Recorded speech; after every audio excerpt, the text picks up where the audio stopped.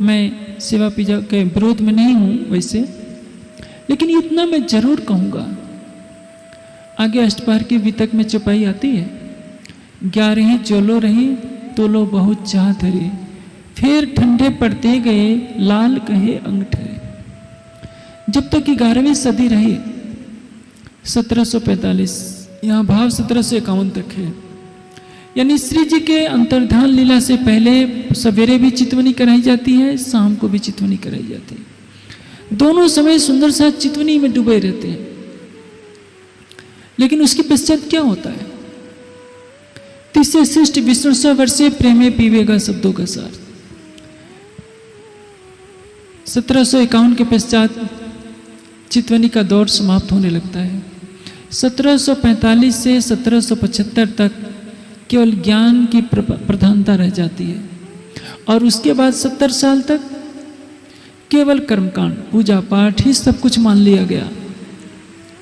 चितवनी नदारत आज भी यही हो रहा है।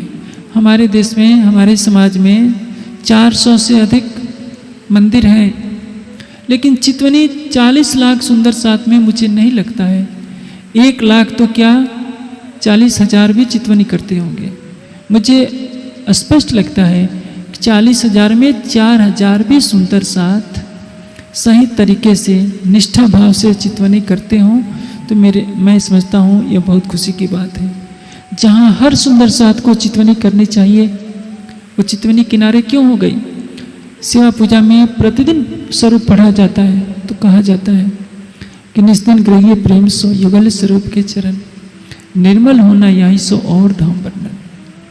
इनविद नरक से छूटिए और उपाय कोई ना, भजन बिना सब न रखे पच पच मरिए माय। निस्दिन प्रतिदिन युगल स्वरूप के चरणों को ग्रहण करना है, यानी चितवनी करनी है। लोग कहते हैं कि कहाँ वाणी में लिखा है चितवनी करना। आजकल तो जोर शोर से प्रचार किया जा रहा है कि सेवा पूजा ही करो, यही सब कुछ है, चितवनी करने की जरूरत नहीं। तो सेवा पूजा में जो आप स्वरूप पढ़ते हो उसमें क्या लिखा है ये तो कोई सोचता ही नहीं।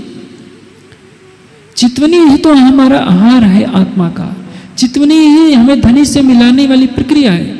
लेकिन उस प्रक्रिया को ढक क्यों दिया गया? क्योंकि स्थूल पूजा का महत्व बढ़ गया है। आप जहां भी देखिए सोने का कलश, सोने का सिंहासन, मूर्तियों को दूध से नहलाना, इससे आत्मा की क्या जागृति हो सकती है?